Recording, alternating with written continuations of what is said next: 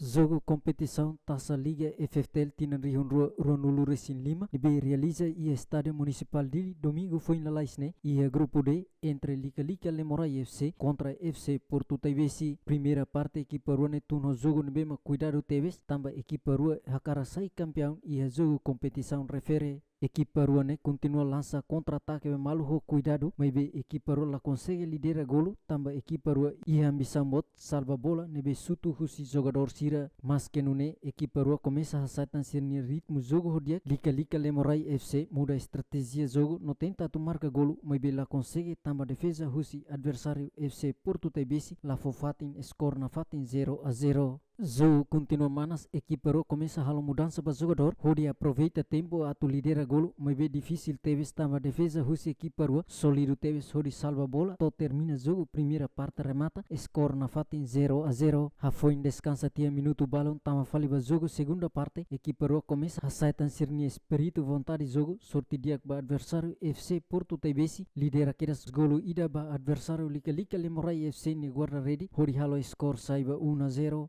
Ho skor 1-0 ni halo jogo sai manas litan equipa rua hodi halo lança contra-ataque bamalu nune adversário Lica Lemorai FC aproveita oportunidade tenta tu marca golo mas la consegue tamba defesa husi FC Porto Tebesi la fofati. Nune atu termina jogo segunda parte FC Porto Tebesi hetan tan oportunidade aumenta tan golo rua tutur malu ba Lica Lemorai FC to termina jogo segundo parte remata vitória ba FC Porto Tebesi ho skor 3-0 enquanto ia jogo loro nebe hanesa AS marca sucesso hala com Santa Cruz FC ho skor 1-0 David Gonçalves Ziemen.